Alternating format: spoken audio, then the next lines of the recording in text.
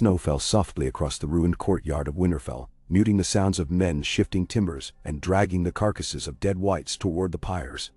The stones still radiated a sickly chill that did not belong to spring, as though the cold the Night King had carried with him had seeped into the very marrow of the north. Arya Stark stood atop the battlements where once she had played as a girl, the wind tangling her dark hair around the leather ties of her half-mask. From below rose the smoke of burning corpses, thin, acrid ribbons that writhed up to vanish into overcast sky, carrying with them an odor no victory could sweeten. The living too moved like shades, men of the north, unsullied, Dothraki few enough now to be counted on fingers. Victory looked more like survival's barest remainder. She could still feel the dragon-glass dagger in her palm, its carved ridges molded to the bones of her fingers, though the weapon lay cleaned and sheathed at her hip.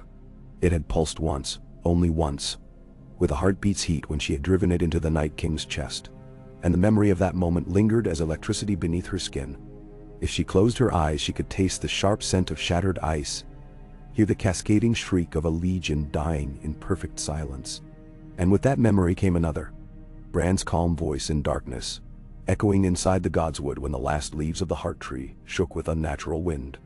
"You will choose," he had said, as ravens stirred in restless halos around the pale bark. "One death for countless lives, and then the realm will choose you." At the time, she had thought it another riddle, the kind her brother, who was no longer a boy, spoke with the dispassion of distant stars. But now his words clung like burrs. Every step she took across the walls she loved drew eyes. Northern soldiers bowed their heads, unsullied shifted spears in measured salute. Even the free folk she had once counted as half-myth reached out to brush her sleeve when she passed. Somewhere below, a lone girl with frost-bitten cheeks knelt to press a broken wooden sword into the snow and whispered, "Thank you," as Arya walked by. The words stuck more surely than praise from kings. She disliked it. Admiration's weight felt greater than fear's. When she was no one, faces slipped on and off as easily as gloves. Now she wore a single name and a single face, and the realm had seen her wield them both. Power was a heavier steel than Needle had ever been. Footsteps sounded behind her, soft, measured, and unarmored. She did not turn. Only one person in Winterfell could approach without the uneven crunch of limp or the drag of exhaustion. "Jon," she said. He came to stand beside her, forearms braced on the icy stone. His cloak was charred at the hem, and beneath the soot his hair glittered with melting crystals. He smelled faintly of ash and dragon smoke. In his gray gaze lingered the same stunned quiet she had observed in the survivors. A silence that asked again and again, why them? Why still breathing? "They're saying you should be carried on a shield," he murmured, "or carved on a new coin. Arya the Nightbane." "Daniel," she snorted, a humorless sound. "The realm's full of fools and songs." He tried to smile, failed. "Better songs than laments." "Songs forget the ugly parts," she replied, watching two unsullied heft a broken wagon wheel onto a growing pyre. "They'll sing of frozen spears and last stands, but not of the smell. Not of the eyes of men who begged to die cleanly." Jon followed her stare. "We have to let them forget that, or they'll wake screaming every night." "Do songs let queens forget?" she asked quietly. A shadow crossed his expression. "Talk of queens always did these days. Daenerys is in the Great Hall. She's listening to one lord after another claim their levies are ash. Sir Davos says the Northern Harvest won't feed everyone. Sansa is... Sansa." He drew a breath deep enough to cloud the air. "They're already weighing crowns and coffers. It's too soon." Arya's fingers drummed the hilt of her dagger. "Nothing is ever too soon for power." She spoke not of Daenerys alone. She spoke of lords who had knelt to her sister with winter still upon them, and of southern banners that would sense blood in the water the moment raven wings carried news south. Power, once glimpsed, summoned hunger. Jon's jaw tightened. "Come with me. Your presence will remind them what was won last night." "Won?" Her laugh was bitter. "We bought a dawn and paid with half the north. Soon they'll ask who pays next." "You could speak," he urged. They would listen. They would crown me before I finished a sentence. "And is that so terrible?" he asked, voice low as the sigh of dying embers. "You fought for life.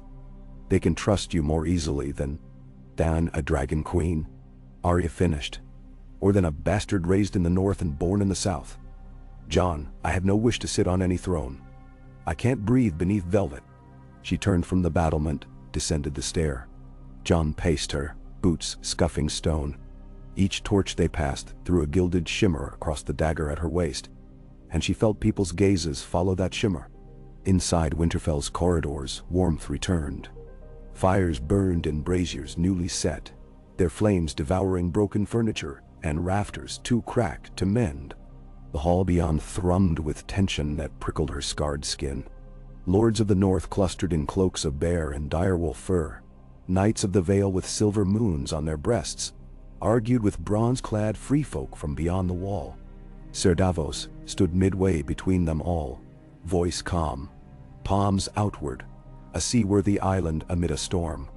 At the high table, Daenerys sat stiff-backed on a carved bench, the flames painting her silver hair in molten gold. Grey Worm flanked her, unsmiling. Beside him stood Tyrion, fingers worrying the edge of a wine cup he had not yet sipped. Sansa occupied the Lord's chair, red hair like a pennant at war, eyes narrowed and unblinking. Bran's wheelchair had been placed slightly apart, as though the hall itself sensed his distance. Every head pivoted when Arya entered. The hush struck like a thrown dagger. Her boots clicked on stone, an assassin's stride, unhurried, inevitable.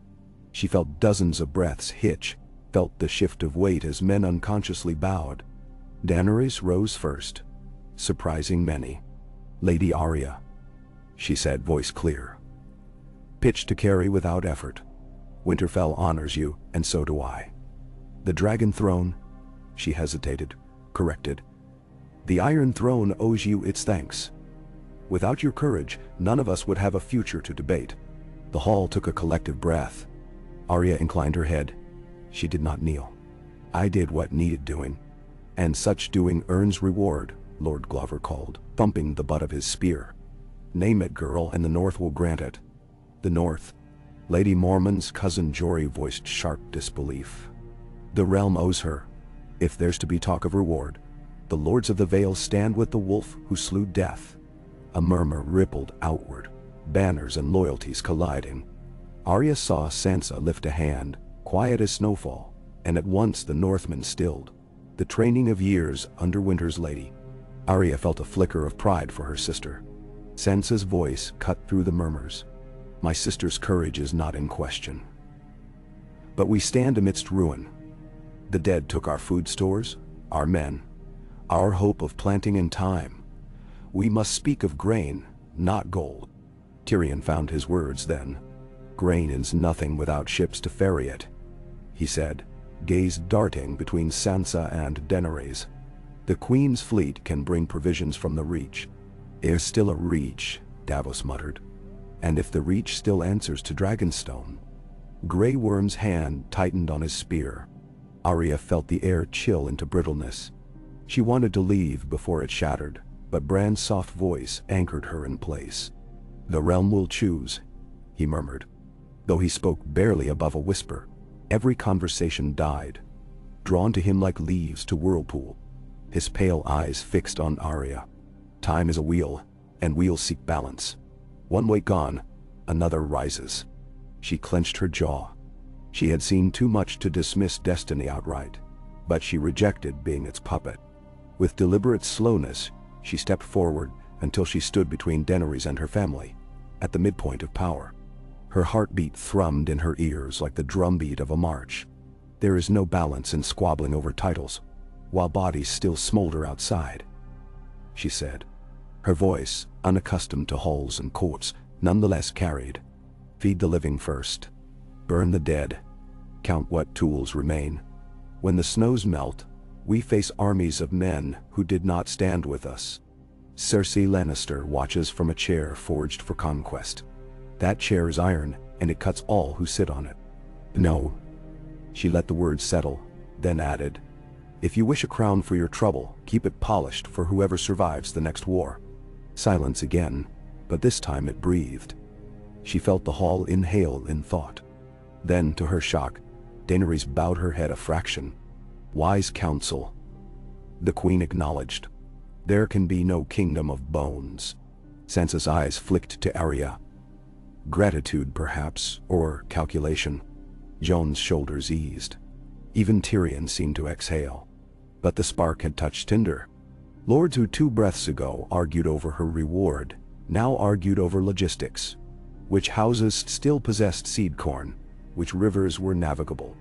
While they debated, Arya eased backward into the shadows near a pillar. If the first lesson of faceless men was secrecy, the second was how to become invisible, even when fully seen.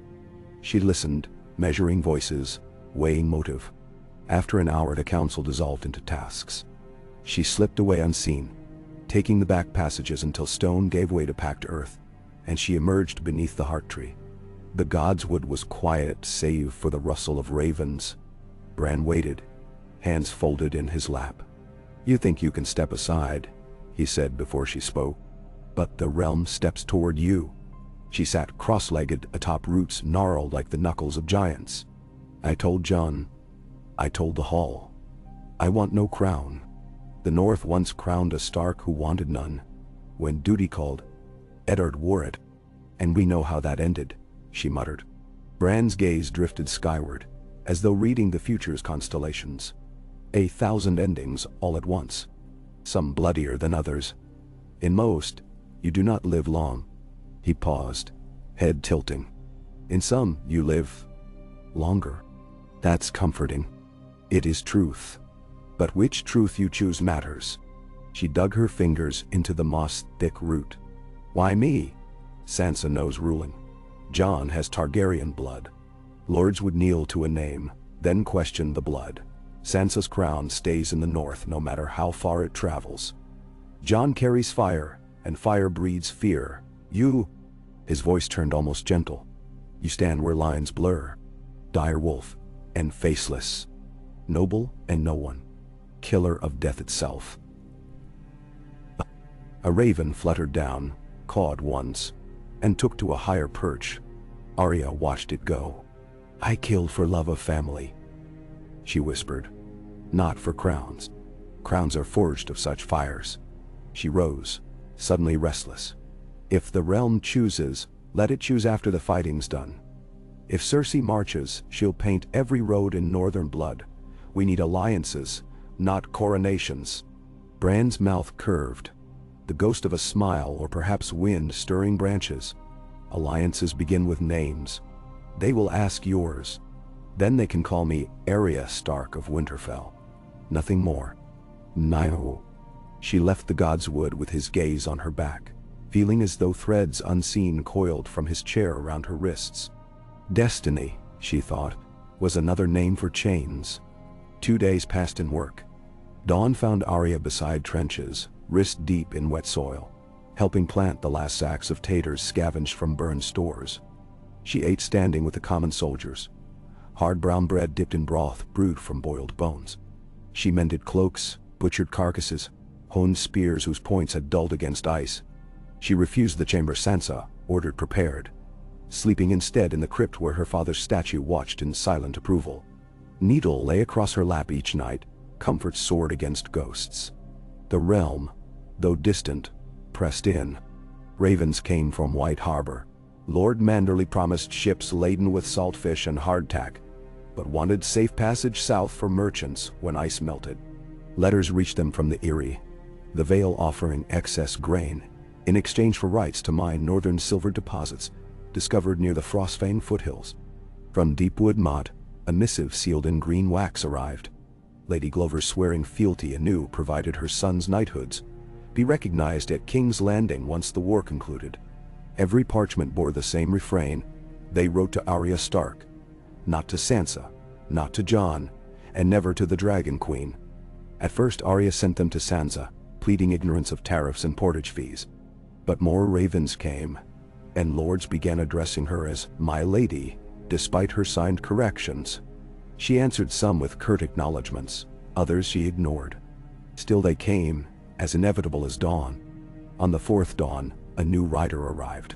His horse frothed with foam, and its barding bore the crowned stag of Storm's End.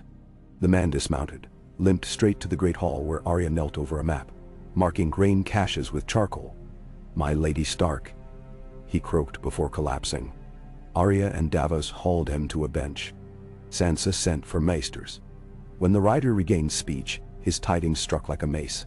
Lord Gendry Baratheon had attempted to sail food north from Storm's End, only to have the royal fleet out of Blackwater Bay seize the ships on Cersei's decree. Worse, House Baratheon's legitimized lord had been captured while negotiating for their release. The Raven had flown day later. Gendry would hang within the week as a traitor. The name clove through Arya's calm. She felt herself rise, though no memory commanded her legs. Gendry. Smith's arms, smile beneath soot, a promise left unspoken because war always barged in before love could seat itself at the table. She thought of him forging weapons for Winterfell, laughter ringing in the dark forges, of his awkward bow when he called her my lady and her fist that punched his chest for reminding her of walls between them. Now iron links bound him because he had tried to feed her home. Sansa saw her face and reached, but Arya stepped back. "I'll go," she said. Jon, just entering, frowned. "Go where?" "King's Landing." She said it as one states they will fetch water. "I'll bring Gendry home." Daenerys, seated across the map, leaned in. "You cannot march alone into the Red Keep." "I offered Cersei peace." She answered with treachery. "We will retrieve him together. On Dragonback." "Memornianase. Oh, see." "No." Arya's refusal was iron. "Dragons burn roads to ash. I need stealth." Tyrion spread empty hands. "Stealth inside the most watched city in the world. You'll find no shadows in the capital that Qyburn hasn't already lit with candles. I've walked its streets unseen before." Sansa's voice quivered. "Not with your head priced higher than a lordship. I can wear different heads." The room froze. They all remembered she had trained with the Faceless Men. Only a few knew what that meant, but the implication chilled them nonetheless. Jon placed a gentle hand on her forearm. "Let me come." She shook her head. "One Stark in that pit is risk enough. Two might doom the North." Daenerys stood, silk whispering over mail. "Then take the Queen's hand. I will not squander the savior of winter." Arya's glare cut her off. "You will remain here, Khaleesi. Your war is still with the dead you burned our fields to defeat." She softened. "Not at all. This is between me and the woman who sits on a throne of lies." Grey Worm stepped forward, but with a subtle gesture, the Queen stilled him. "You speak boldly, Lady Stark, yet you forget that throne is mine by right of conquest." "No," Arya answered, voice low but lethal. "It is an iron noose only fools seek." The sentence rang through hall and heart alike. Tyrion's mouth opened and closed. Sansa rubbed her fingers together as if sensing threads binding. Arya turned to Jon. "I leave at dusk. Have 2 horses ready and enough coin for bribes." She met his protest before he voiced it. "You stay to protect the North." Jon swallowed. "You're certain?" "I am. And if I ride after you anyway." She smiled, and it was the smile of a wolf in snow. "Then I'll steal your horse and still reach King's Landing first." Dusk bled across the sky as Arya and the Hound rode out through Winterfell's broken gate. Sandor Clegane had found her in the yard, muttering curses about southern air and southern wine, but saddling a black courser all the same. "If you're running off to kill another queen," he had growled, "you'll need someone to watch your back while you make speeches." She had not argued. The road to King's Landing stretched long and treacherous. A familiar monster at her side was better than an unknown one behind. They traveled light, water skins, jerked meat, a purse of gold dragons and weapons. Needle rode behind her left hip. The dragon-glass dagger rested opposite. In her belt pouch, she carried 3 faces, thin leather masks cut from parchment-soft material, treated with alchemical oils. They were trophies from the House of Black and White, reminders of who she had been and might yet become. Arya hoped she would not need them, but hope was not armor. The Hound's laughter rumbled like distant thunder when the torches of Winterfell vanished behind the snow mists. You plan on rescuing your blacksmith pup from the Lion Queen's claws. Know this, girl. Cersei doesn't trade lives, she buries them deep. Arya urged her horse into faster trot. We buried death itself. Aye, but death was stupid enough to stand still while you stabbed it. Cersei has teeth. No. So do I. He barked laughter again. They rode through the night in near silence, each nursing thoughts darker than the forests that lined the King's Road. Above them the moon slid through clouds like a coin beneath water. Every hoot of owl or snap of twig teased her nerves taut. She expected whites behind every trunk before remembering. Gone. Gone. When dawn broke, they reached a village half-burned by roving Lannister scouts months earlier. Smoke no longer rose from chimneys, doors hung ajar. They watered horses at a thawing stream, and ate in the remnants of a stable. As they chewed, Arya studied the map Davos had pressed into her hands. The main road was watched. Better perhaps to skirt the Trident, approach from the east, through Crackclaw Point's forgotten bogs. Yet time was razor thin. Gendry would hang in 5 days. The Hound caught her frown. We cut straight through, he said, jerking thumb southward. Fast and loud. You kill a few guards at the gate, steal a cloak. You'll be inside before they know to shut their eyes. I need quiet. You need time. Queen Cersei's got none. She'll swing your pup at dawn to make sure ravens carry tales of Baratheon treachery. Nay. Arya folded the map. We ride the King's Road, but by night. Sleep by day. At Harrenhal we leave the road and follow river barges. I'll find a face in the Riverlands. Find me a cask while you're at it. He spat rind of smoked onion into grass. If I've got to smell rotten city stench again, I'll need drink. So plan set. They mounted and pressed on. The King's Road unfurled like a scar across fields greening with timid shoots. Everywhere the land bore wounds. Scorched earth where dragon flame had fallen northward. Skeletons of carts plundered by retreating armies. Cairns topped with broken shields. Yet life tried stubbornly as weeds. Children coaxed goats across ditches. Farmers patched thatch. A wedding procession of half-starved peasants danced around a willow, singing some tune so frail it nearly cracked in the breeze. In each village Arya skirted, whispers followed. Stark girl, wolf hero, knight's bane. News outran even the swiftest rider. On the third night, they reached the Crossroads Inn. Its sign, a 3-headed dragon freshly painted, made the Hound snort. Inside, loyalist gold cloaks clustered at tables, drinking sour wine most likely bought with forced tariffs. Arya donned a plain hood and slouched, hiding left hand's calluses. The Hound kept his scar in shadows and pretended gruff merchant guard. They ordered stale ale and bread. While the Hound drank, Arya listened. Talk of new levies, of Euron's fleet patrolling Blackwater Bay, of the Queen's bounty on any northerner caught within 10 leagues of capital walls. But also hushes of defiance, Riverlord's discontent, Storm's End's capture rumor causing unrest, Ironborn bickering with sellswords in every tavern. Threads of rebellion wove themselves. In a corner, she spied a likely face. A thin courier dozing, his satchel tossed beneath bench. She excused herself to outhouse, but instead circled to the back door where the courier had gone moments earlier. The mask of shadow, the slip of footsteps. Skills honed in Bravos served her well. She followed him behind the stable, pressed the butt of her dagger to his throat. He spun, eyes wide. She offered coin for his silence, but fear drowned reason. A quick strike to temple, and he crumpled. In minutes, she had stripped his clothing, cut his beard with dagger edge, bound him loosely so he might free himself by dawn. His face, lean, sunken-cheeked, matched one of her leather masks near enough. She took a lock of hair, whispered the prayer of many-faced God, and under moonlight pressed the mask to her skin. The oils warmed, fused. She became the courier. When she re-entered, the Hound's brows rose in faint approval. "Nice," he muttered, then belched. They left before others noticed the hooded girl replaced by a lanky messenger. From then on, they passed checkpoints with forged writs from Riverrun.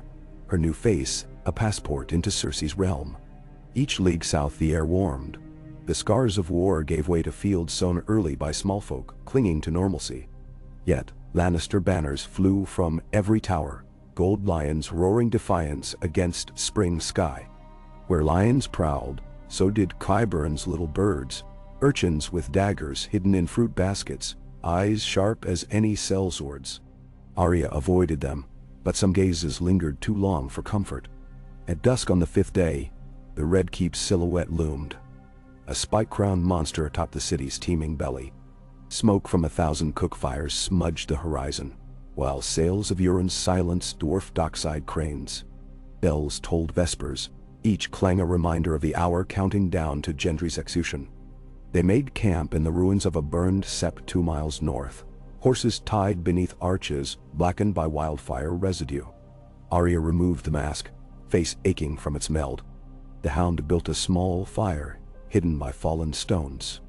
Over a pot of watered wine they drew plans. "Rope your way up to the east postern," he suggested. "Same hole I used getting Sansa out. Might still be unpatched." Arya shook her head. "Too many eyes. I enter through Flea Bottom. Take the black cells from beneath. Hells, girl, the sewers are rat-chewed and flooded. I know the tunnels. Varys once used them." And he had no nose for stench either. The Hound grumbled. Nonetheless, he traced the route in dust. "Sewer grate near Tanner's Row. Turn right where moss glows green.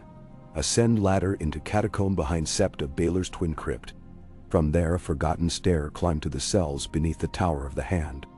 If Qyburn still kept traitors below, Gendry would be there." "Get the pup out, then what?" he demanded after the map vanished beneath wind. "Then I kill the Queen." Sandor froze. "We came to save a Smith, and we will. But Cersei Lannister cannot remain. If she hangs Gendry, she'll never stop till every Stark chokes. The realm bleeds because of her spite." He stared long, scarred cheek twitching. "You're certain?" Arya watched embers dance. "I once carried a list of names. Hers is the last still breathing." She tapped the dragonglass dagger. "It wants another monster's heart.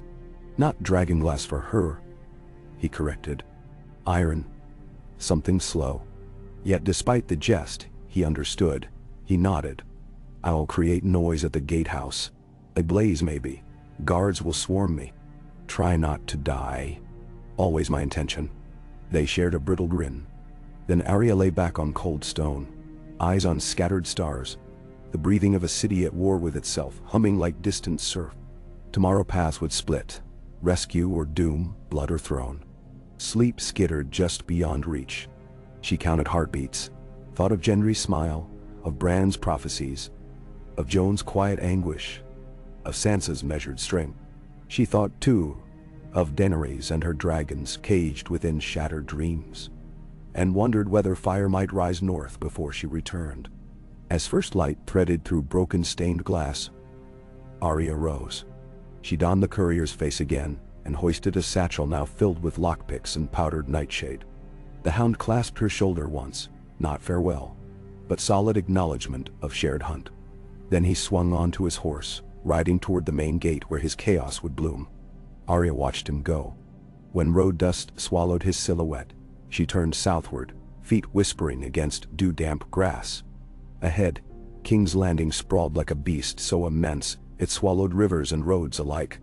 Its walls glimmered red beneath dawn's blush, and atop the highest battlement, a banner rippled, Crimson Field, Golden Lion. She could almost hear its roar of challenge. She bared her teeth in answer, and slipped among throngs of small folk trudging toward the city's opening gates. Some led pigs, others balanced baskets of early figs or barrels of greywater ale. None noticed the lean courier weaving through. None saw the dagger hidden beneath threadbare cloak, or the steel determination glittering behind borrowed eyes. Arya Stark had slain the Night King. Now she stalked an earthly throne, and in her silent tread echoed the footfalls of fate. One. Arya slipped through the gates with the early morning crowd, her posture stooped, her hood drawn low. A passing guard gave her a cursory glance, too weary to pay full attention at this unholy hour when the city's underbelly began to churn. The stench of King's Landing crawled inside her borrowed nostrils. Fish guts and rotted vegetables, mixing with the reek of manure, smoke, and unwashed skin. Beneath the courier's face, she felt a trickle of sweat forming along her brow. She clutched the satchel of false letters and potions more tightly, doing her best to look like a messenger who had ridden hard for coin. She passed under the portcullis arch, the thick metal teeth overhead dripping condensation. A few wagons rattled along the worn cobbles, carrying turnips and onions, some livestock, a handful of caged hens that squawked and flapped. A beggar whimpered for alms, hands trembling, face dirty with the soot of 100 illusions. Arya averted her eyes and moved deeper into the city, focusing on the labyrinth of streets that sprawled around the foot of the Red Keep like a tangled net. Flea Bottom was only a short distance away, a warren of twisting alleys, cheap tanneries, open-air butchers, and far too many eyes belonging to those who sold information to the highest bidder. Before she went there, she needed a vantage, a place to collect herself and confirm her route. The best vantage in King's Landing had always been the rooftops, if one knew which gutters to climb. She slipped along an alley, past rows of ramshackle tenements. A cat yowled from somewhere above, and she thought fleetingly of the first lessons Sirio Forel had taught her about being quiet as a cat of the canals. As she walked, she made sure to mimic the small stoop of the courier whose face she'd borrowed, letting her footsteps shuffle slightly. He had been thin, malnourished, bones poking through the hollows of his cheeks. At a casual glance, she matched his shape, his spare gestures. Any eye that lingered might see the lines of her hips were not quite right, but no one in Flea Bottom looked too closely. Everyone was too busy minding their own day's survival. Near the Street of Flower, she found a run-down stable with half its roof caved in from some earlier riot or stray catapult shot. She ducked inside the shell of the structure, stepping carefully around a rotted ladder. She stared upward. A partial second floor of loose boards formed an interior platform, and that gave way to a gap in the ceiling that opened onto a battered walkway. This walkway perched against the side of a merchant's building, not high or conspicuous enough to attract city guard patrols. With her heart beating in quiet excitement, she climbed the broken slats of wood until she pulled herself onto that walkway. From there, she gained the rooftop of the next building. She crouched behind a chimney, scanning the city. Morning's light had improved. She saw the sprawl in every direction, the bay to the south, sails bobbing where Euron's warships lay at anchor, their presence a threat to any who might contest Cersei's hold on the city. The Red Keep rose to the east, a brute of red stone perched on its rocky promontory. Smoke drifted from its towers, and the colossal structure's walls gleamed dully in the sun. She traced the approach she'd planned, through Flea Bottom to the wide tannery yard behind the lesser streets near the Dragon Pit, then down into a labyrinth of drainage tunnels. She recalled those tunnels from memory, from half-forgotten scraps she picked up in the palace by overhearing guards, from the knowledge gleaned in the House of Black and White, and from bits Varys had spilled long ago around foreign corners. If she moved carefully, she would come up behind the old Tower of the Hand. The question was whether Qyburn had changed the watch rotations, sealed certain passages, or filled them with fresh horrors. She expected spiders, rats, perhaps even hidden contraptions. There was no point worrying about them. She had only her skill and cunning to rely upon, the same that had carried her through the Night King's presence, and left that being in splinters. She counted on her instincts as much as her blade. She inched back, letting herself down from the roof onto the walkway, then back into the stable. Her plan was set. The next step was to vanish into Flea Bottom until dusk. She wanted the cover of darkness for her infiltration. The Hound would be stirring trouble at the main gates by then, drawing away as many Lannister soldiers as he could. There might be citywide alarms, but that was part of the plan.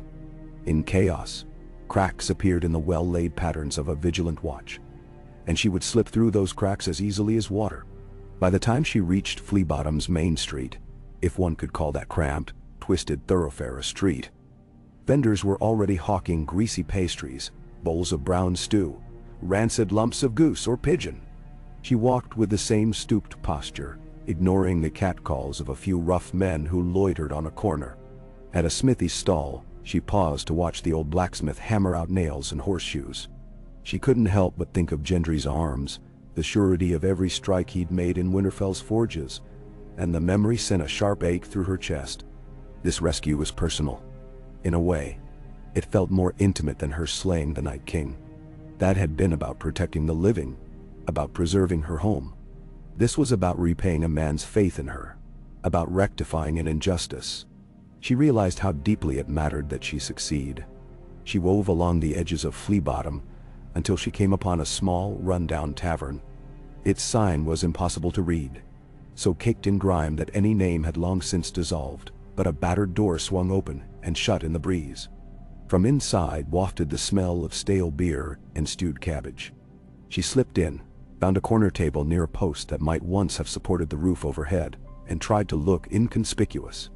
Her plan was to wait there until near dusk.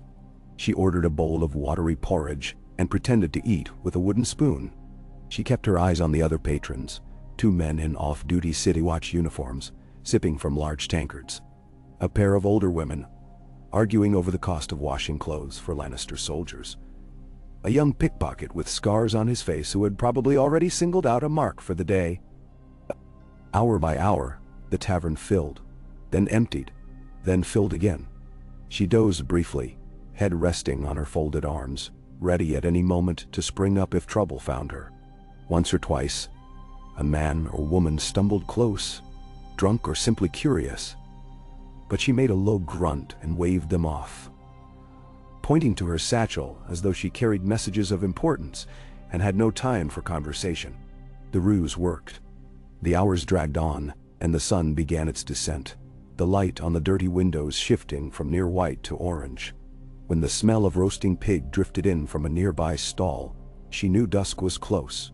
She left a few coppers on the table, enough not to draw attention, then shouldered her satchel and went outside. The city's mood had changed.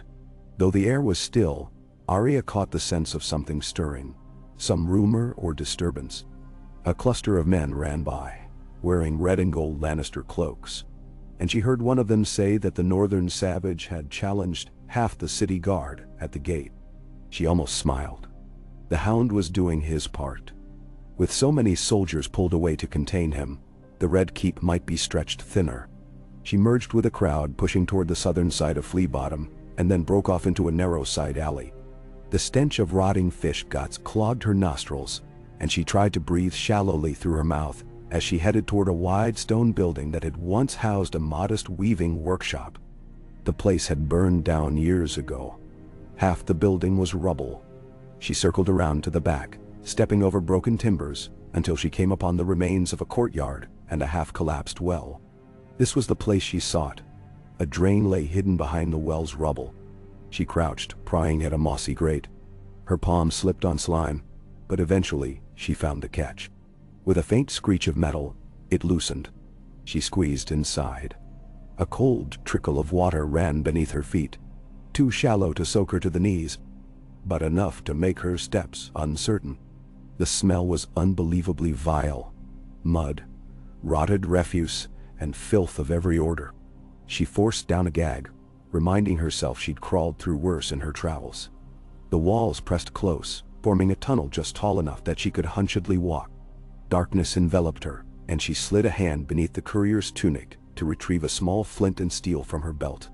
She struck sparks against the special cloth, wrapping a bit of candle stub, letting it smolder into a faint orange glow.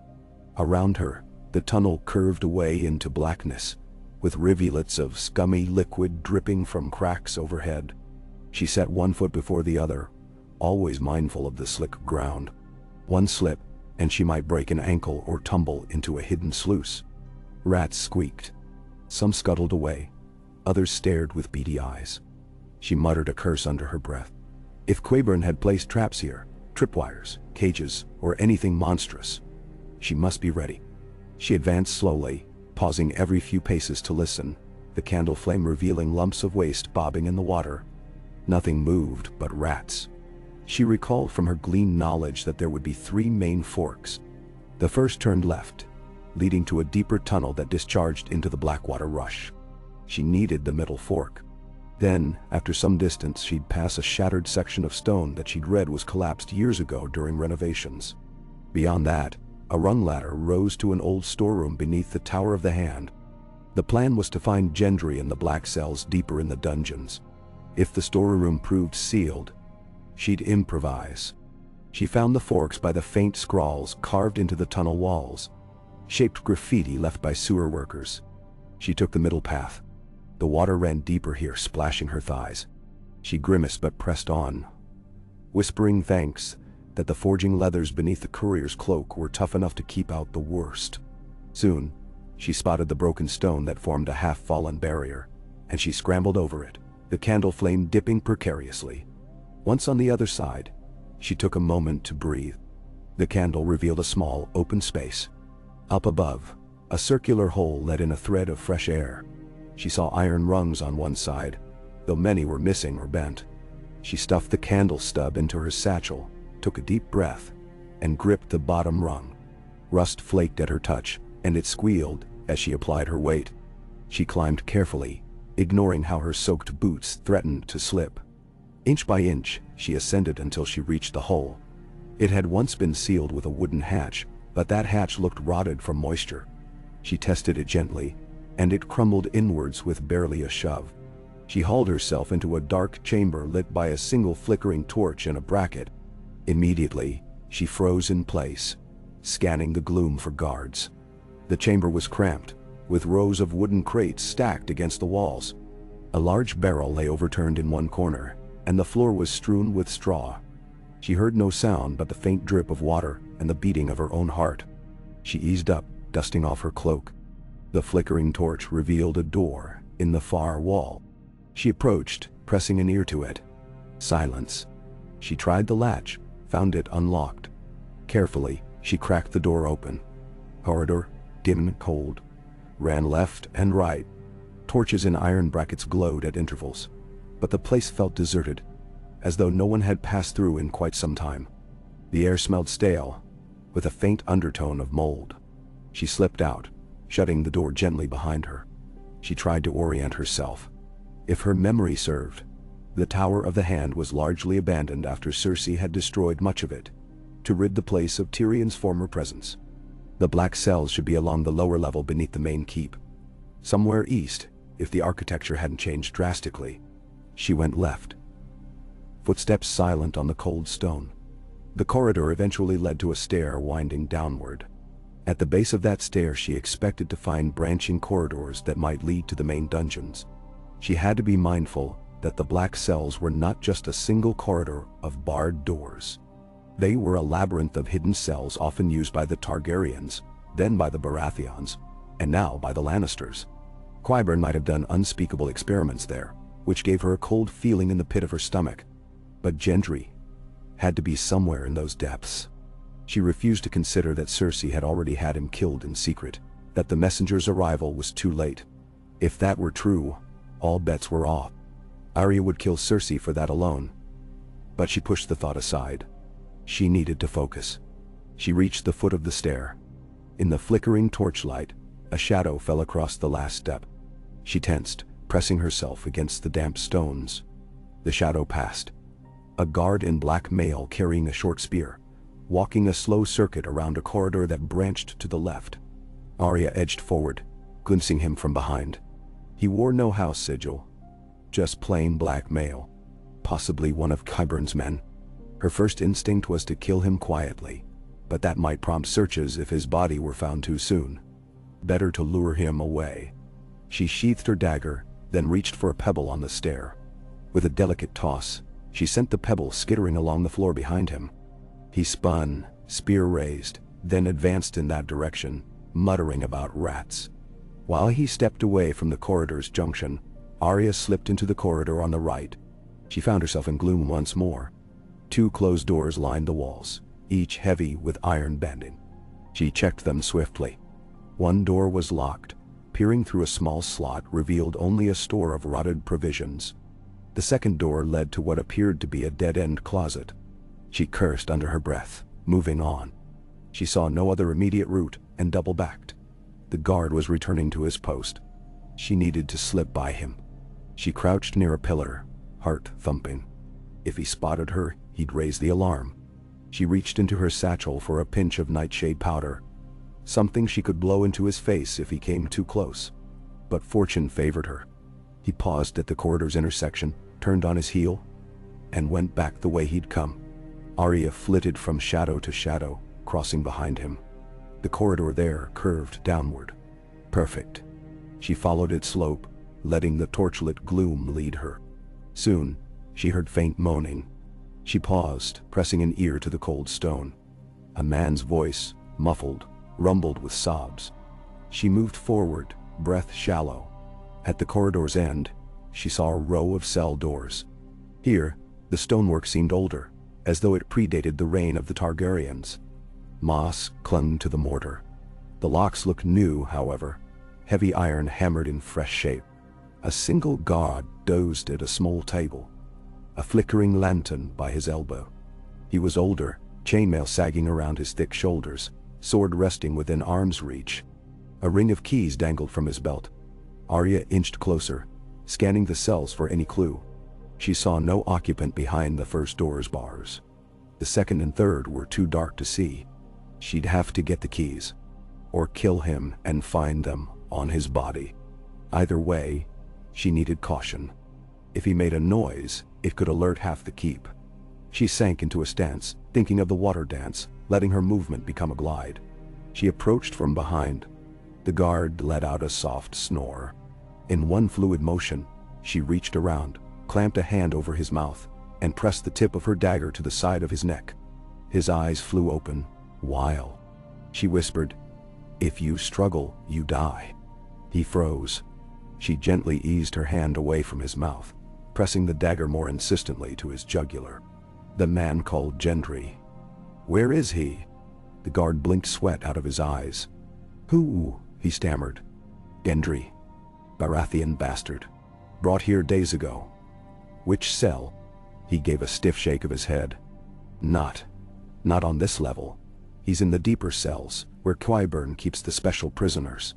His voice shook, fear shining through every word. "I only watch the petty thieves. Try the next corridor over." She believed him. His terror seemed genuine. She nodded, then whacked him once on the temple with the pommel of her dagger. He collapsed onto the table, lantern rocking. She quickly lifted the ring of keys from his belt, rifled through them. Likely none would open the deeper cells if the guard had never been posted there, but a ring of keys might come in handy. She left him slumped and moved back to the corridor's branching. A deeper set of cells, exactly where Qyburn would keep a man who'd tried to smuggle supplies to the north, who carried the blood of Robert Baratheon. A potential rallying symbol to any Stormlander who opposed Cersei's reign. She wondered if Gendry had been tortured, how badly he might be hurt. Her anger rose, fueling her determination. The corridor she took now was narrower, the walls damp with condensation. Torches were fewer, spaced at intervals so wide that the darkness between them was nearly absolute. She listened for any sign of more guards, hearing only the drip of water. After about 20 paces, she found a downward spiral stair. She descended it carefully, mindful that even a scrape of her boot might echo. The stone steps circled around for quite some time, and she realized she must be going well below sea level. The air grew thick, damp, rank with an earthy smell. At the bottom, a single brazier burned, casting dancing red light on the corridor beyond. She heard whimpers now, faint and hoarse, as though from many throats. This had to be Qyburn's domain.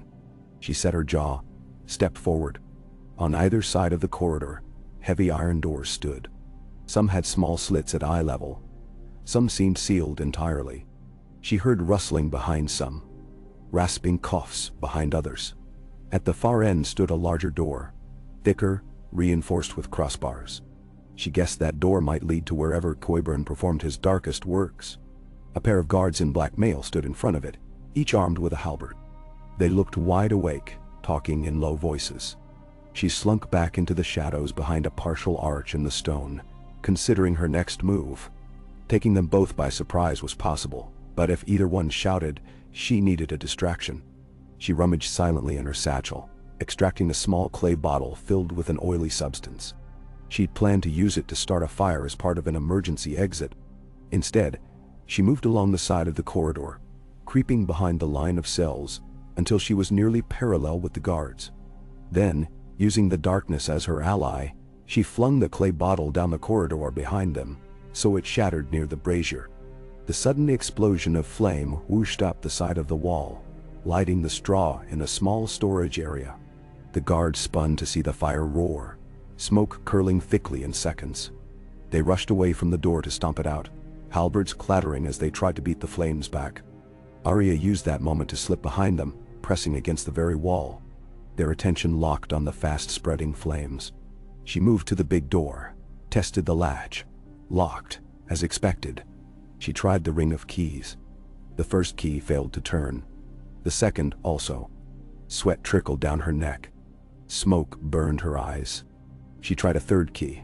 This time, the lock gave. She felt it click. She lifted the crossbar, and the door groaned open. The guards, still grappling with the fire, didn't hear. Arya vanished inside, pulling the door shut behind her. It latched with a heavy thunk. She found herself in a large, low-ceilinged chamber that smelled of blood and fear. Iron bars formed partitions in the center, almost like separate cages. Tables lined the walls. On some tables lay half-dismantled contraptions, shackles with spikes on the inside, racks of dark implements. Lanterns cast a sickly light across it all. Her stomach turned. She stepped deeper. Forms shifted behind the bars. Men, or what used to be men, caked in grime and dried wounds. She heard faint moans, saw sunken eyes. Some looked at her but did not react, as though too far gone in despair. She scanned each cage quickly. Near the far wall, propped against iron bars, was Gendry. His wrists were chained above him, forcing him into a half-kneeling posture. A dried smear of blood ran down his temple, and there were dark bruises on his arms. Relief and fury ignited in her. She rushed to him, pressing a finger to her lips when he startled awake at her approach. He blinked, eyes struggling to focus in the lantern's glow. "What?" he croaked. "Shh," she whispered. "It's me." Her voice was disguised by the face she wore, so she pulled the edge of the mask from her cheek, letting him glimpse her real face underneath. His eyes widened in shock. Then he let out a choked noise that sounded like her name. "I'm getting you out," she murmured, sliding the mask back in place. She tested the cage door. Locked. She lifted the ring of keys. The first one turned and clicked. A stroke of luck. She eased it open, hurrying inside. She knelt next to him. The manacles at his wrists were rusted, the chain fastened to a ring in the wall. Another key on the ring matched the manacles. She tried 3 before finding the correct shape. The manacles fell away, and Gendry let out a shaky, pained breath. He sagged forward, caught by her arms. Even through her layers, she felt the warmth of his battered body. He reeked of old sweat, blood, and damp, but her heart flooded with relief to see him alive. "Can you walk?" she asked. He nodded weakly, though she saw the strain in his eyes. She supported him as he got his feet under him. She quickly glanced over his injuries. A burn on his left forearm. A fresh scab across his ribs. Bruises. Nothing that would kill him if she could get him out soon. She needed to hurry. The guards outside would have either doused the fire or be calling reinforcements. Gendry managed to straighten a bit, wincing. "How? Why?" "You tried to bring food north," she said, anger creeping into her quiet tone. "Cersei didn't like that. I'm here to rescue you." He exhaled, the corners of his mouth twisting in something like relief or gratitude. Then he tried to smile, but the effort made him wince again. "I knew you'd come," he breathed. So softly she almost didn't hear it. Her throat tightened. She gave his shoulder a gentle squeeze, then helped him out of the cage. A few others behind bars stared at them, some mouthing pleas for help. Arya hesitated. She wished she could free all of them, but there was no time for a mass rescue. Still, one figure, a gaunt old man with watery eyes, reached out through the bars and whispered, "Mercy, please." She remembered the vow she'd once made to show mercy sometimes, if it was in her power. She hated leaving innocent or half-innocent men to Cleburne's horrors. She rifled through the keys, selected one. She unlocked the old man's cell. "Get out while you can," she whispered. "Avoid the main corridors." He nodded feebly, eyes wide. 2 other prisoners watched, but she had to stop. No more time. The men might slow them, or raise alarms by accident in their panic. She felt guilt, but necessity drove her. She slung Gendry's arm over her shoulder. Though she was smaller than he tried to keep his own weight. Together, they moved toward the door. Before they reached it, the door banged open from the outside. 2 more guards, coughing from the smoke, stumbled in, swords drawn. They froze when they saw Arya and Gendry halfway across the room. Arya dropped Gendry's arm and sprang forward, drawing her dagger in one fluid motion. The first guard swung, but she ducked low, letting his blade whistle over her head. She stabbed upward, the dragonglass tip ripping into his armpit where the mail was weakest. He let out a strangled cry. The second guard lunged. Arya pivoted, hooking his wrist with her free hand, slamming his sword into the stone floor. He tried to twist away, but she was faster. She brought the dagger up, severing the tendons in his wrist. His grip loosened. She kicked his knee from behind, toppling him. He fell face first, and she drove the dagger into the back of his neck. Blood spattered. She whipped around, searching for more. None came through the doorway yet. Gendry blinked, swaying. She hurried to him, hooking his arm again. "We have to move." He nodded, blinking sweat from his eyes. They stepped over the bodies, out into the corridor where smoke still clung to the air. She heard distant shouts. Possibly the entire dungeon was on alert now. She guided Gendry toward the spiral stairs. He staggered, but she half lifted him. If they could get to that hidden storeroom, maybe they could climb up and out the way she came. They ascended the first flight, each step a painful climb for Gendry, whose legs had cramped from confinement. At the top, they heard a commotion from the left. Arya veered right, ducking into a side passage. "This way," she whispered. She remembered glimpsing another corridor that might loop around to the Tower of the Hand. But as they hurried along, the corridor ended in a rusted gate. She tried the ring of keys. "None fit Archie," she cursed. Beyond the gate, a low passage angled up, clearly an older part of the castle. If she had more time, she might pick the lock. But Gendry was barely on his feet. The shouts grew closer. She spotted a narrow, horizontal gap in the stone near the floor. Some old drainage duct. Perhaps she could wedge it open, but could Gendry crawl? She crouched, testing the mortar. It was loose enough. She used the hilt of her dagger to chip at the stones. The gap widened slightly, but the effort was slow, and Gendry leaned against the wall, panting. Footsteps thundered somewhere behind them. She cursed, working faster. Dust and bits of mortar fell. The hole was large enough for her, but maybe not for Gendry's broader shoulders. Just then, a flicker of movement came from the corridor. Arya sprang up, dagger at the ready. The old man she'd freed a moment ago stood there, panting, eyes wild. "They're coming," he rasped. "Guards. Many." Arya's mind raced. "Help me with him," she told the old man, gesturing to Gendry. "I'll keep them back." She darted to the corner, peering. In the gloom, she saw half a dozen shapes moving in a wedge formation, carrying torches and crossbows. She had maybe a handful of heartbeats before they reached her position. "Go," she hissed over her shoulder, pointing to the half-chiseled gap. Try to push him through, then follow if you can." She gripped her dagger, pressed herself into the shadows. The shapes drew nearer. A crossbow bolt clattered off the stone near her head, and she ducked, cursing. She had only one real advantage: the narrowness of the corridor. They couldn't all come at her at once. She waited until they were almost around the bend, then flung a small throwing knife, one she kept hidden in her sleeve. It struck one guard in the face, dropping him with a gurgled cry. She rushed forward, slashing. Another bolt whizzed past, scraping her shoulder. The pain flared hot, but she ignored it. She was in among them, close enough that crossbows were awkward. One guard swung a short sword. She weaved around it and let her dagger's tip slip beneath his chin. Blood spurted. She pivoted, lashing a spinning kick into a crossbowman's knee. He toppled. Another guard shouted for reinforcements, turning to run. Arya stabbed him in the back of the leg, sending him crashing into the wall. She heard footsteps behind the group. More men coming. She could not hold them all off forever. She retreated back up the corridor, throwing a second knife. It lodged in a guard's belly, but he kept stumbling forward.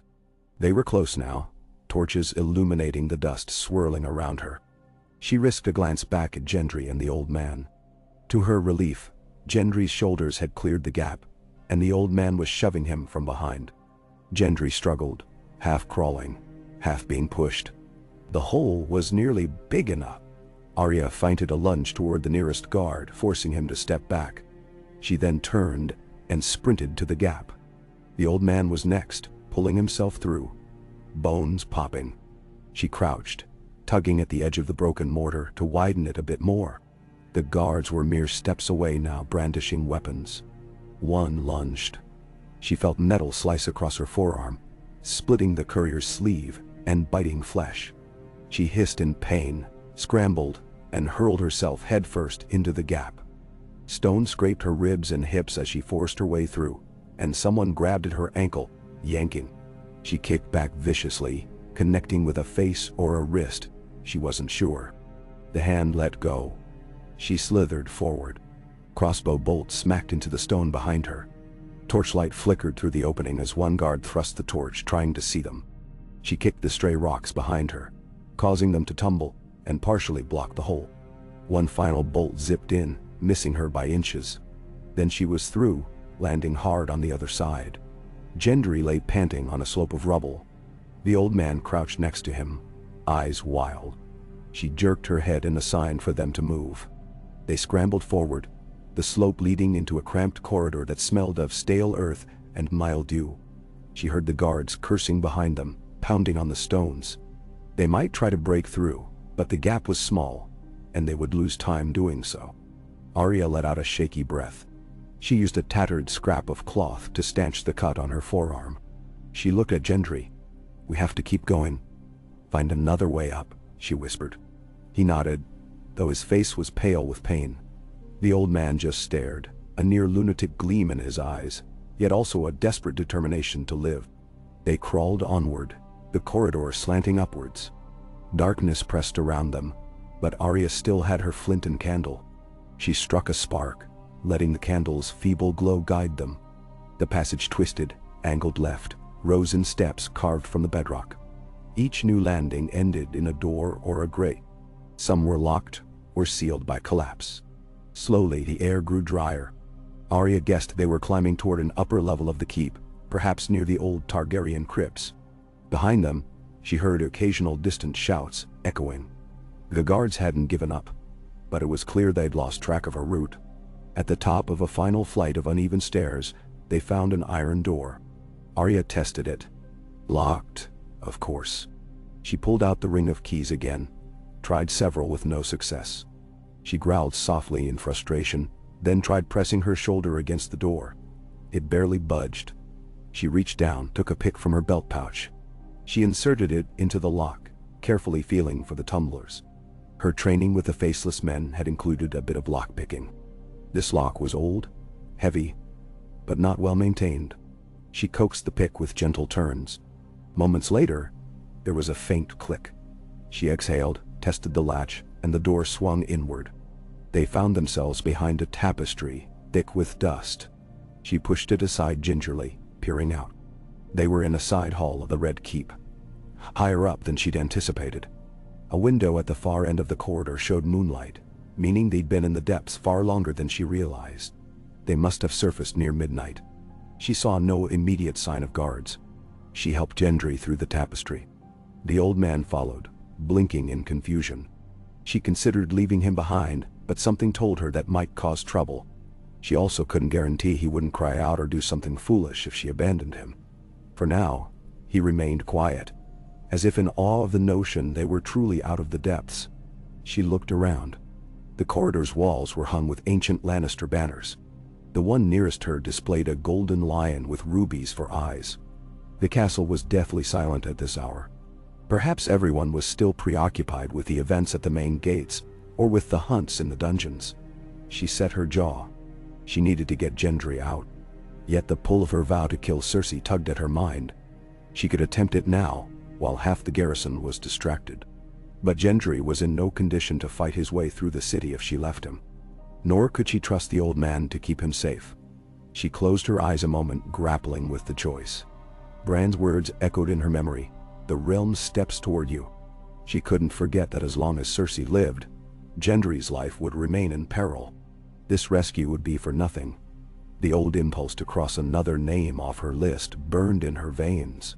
She focused on Gendry. "Wait here," she said softly. "I'll secure a path." He exhaled, leaning against the wall, his face lined with pain. "Don't do anything foolish," he whispered, almost smirking despite his condition. "I'd prefer not to lose you the same day I'm saved." She gave him a tight nod and motioned for the old man to stay quiet. Then she crept down the corridor, footsteps silent on the stone floor. She paused at each corner, listening for any sign of guards. The keep's corridors felt hollow, vast. Moonlight poured through the occasional arrow slit, making strange shapes on the ground. She wondered if the hound had managed to slip away, or if he was still raging at the main gates. The memory of him might have drawn many soldiers, leaving the interior of the castle less guarded, exactly as they planned. Eventually, she found a small postern door that led to an exterior walkway near the royal apartments. Through the arched windows, she could see the wide courtyard of the Red Keep below, dotted with a few torches and the silhouettes of patrolling guards. She heard the distant bay of hounds. She clenched her jaw. If it was a search party for her, the night was about to get more complicated. She slipped onto the walkway, keeping low behind the crenellations. The wind off the bay brushed her face. The door to the Queen's apartments, if memory served, was on the far side of this walkway, guarded by a handful of Lannister troops day and night. She peered over the ledge, spotting 3 men by the door, their red cloaks stirring in the breeze. If she wanted to kill Cersei, she had to pass them, or find another route. She considered scaling the outer wall. That had once been impossible. But she'd grown more skilled, and she had a rope and grapnel in her satchel. Yet the risk was huge. She thought of Gendry, battered and barely able to stand, waiting inside with that old man. She exhaled, turning away from the Queen's apartments. She needed to get him out. Killing Cersei would be simpler if she could ensure Gendry's safety first. She returned to them, quickly explaining that the keep's main courtyard was guarded, and they'd have to find an alternate route to escape. The old man seemed jittery, eyes darting. Gendry nodded grimly. "I'll manage," he said, though his voice was faint. They made their way through the corridors, heading for a lower-level exit that might lead to the stables. On one landing, they ran into a pair of startled kitchen servants carrying leftover dishes. The servants gasped at the sight of them. Arya brandished her dagger and hissed, "We're no threat to you. Keep quiet, or it's your life." Terrified, the servants nodded vigorously and rushed away in the opposite direction. She only hoped they wouldn't immediately sound an alarm, but fear often kept common folk silent, especially if they had no love for their Lannister masters. She pressed onward. Finally, they reached a long corridor that opened onto the upper courtyard. The heavy double doors at the corridor's end were bolted. She slid the bolt aside. A swirl of night air hit her as she cracked the door open. The courtyard stretched below them. A flight of stone steps led down to the stables. A scattering of guards stood around a brazier near the far gate. The keep's walls loomed overhead, torches flickering. She saw no sign of immediate watchers on the steps themselves. They could perhaps slip past in the darkness, if they were careful. She took Gendry's arm, supporting his weight. The old man trailed behind them. Step by step, they descended. Each scuff of Gendry's boots made Arya's heart hammer, worried a guard might whirl and spot them. But the men near the brazier were engaged in some heated debate, possibly about the chaos earlier. They made it to the stable doors, found them unlatched. Arya gently pushed inside. The smell of hay and horse sweat enveloped her. A few lanterns glowed, revealing rows of stalls. Several horses stamped and whickered at the intrusion. A stable boy slept in a corner, curled against a sack of feed, a blanket over his shoulders. Arya scanned the horses. Most were simple rounceys, but near the back, she saw a couple of finer destriers with polished tack. She almost laughed at the memory of stealing a horse from under Tywin Lannister's nose years ago. She set Gendry on a crate, letting him rest while she retrieved bridles from the tack room. She needed swift, sure-footed mounts if they were to have any chance. The stable boy stirred. She froze, eyeing him, then rummaged in her belt for a small coin. She approached him slowly. He blinked awake, saw a stranger with a dagger at her side, and opened his mouth to yelp. Arya pressed the coin into his hand, raising a finger to her lips. "We were never here," she whispered. The stable boy's eyes flicked to Gendry's injuries, to the old man's filthy rags, then to Arya's disguised face. He was maybe 13, with big brown eyes. He gave a tiny fearful nod, clutching the coin. She exhaled and turned away, confident he wouldn't raise an alarm if he could avoid it. She quickly saddled 2 horses. The old man placed a trembling hand on one horse's flank. "I can ride," he offered in a whisper. Voice shaky but resolute. Gendry insisted he would share a horse with Arya, but she realized that might slow them. "No, take your own," she told him gently. "I'll manage alone." She could fight better if she wasn't trying to steady him every second. She led the old man to a smaller bay mare. He fumbled with the stirrup, barely able to mount, but eventually got up. Posture precarious. Gendry, for his part, had a strong seat from years around the forges, and from traveling north. Even injured, he managed to climb onto a tall chestnut stallion. Arya took a black gelding for herself, quickly adjusting the stirrups. She swung into the saddle with practiced ease. They led the horses quietly from the stable, hooves muffled by the thick layer of straw on the ground. Exiting the courtyard was the trick. They had to pass near the men at the brazier. But fortune favored them again. A sudden shout came from the far rampart. A horn blast. The men by the brazier snatched up their spears, running toward the commotion. Arya urged the horses forward, passing around the courtyard's perimeter in the shadows. In seconds, they were through the inner gate and into the wider castle yard. More confusion reigned there. She glimpsed torches bobbing along the walls. Shouts of "Search the keep" resounded. She kicked the gelding's sides gently, urging it into a careful canter. Gendry and the old man followed, trying to keep pace. When they reached the outer gate of the Red Keep, they found it closed. A portcullis of black iron bars blocked the exit. 2 crossbowmen stood above, scanning the approach. Arya reined in. They had no time for stealth or bribery. She spurred her horse, galloping at the gate. One crossbowman shouted. She flung her final throwing knife up at him, hearing it glance off the stone. He ducked away with a curse, losing precious seconds. She pressed her foot against the saddle's edge, leapt up to slash at the gate's chain with her dragonglass dagger. The weapon chipped at the iron chain, but not enough to sever it. She cursed. Gendry rode up behind her, still unsteady. The old man held back, looking terrified. Arrows began whizzing from the walls.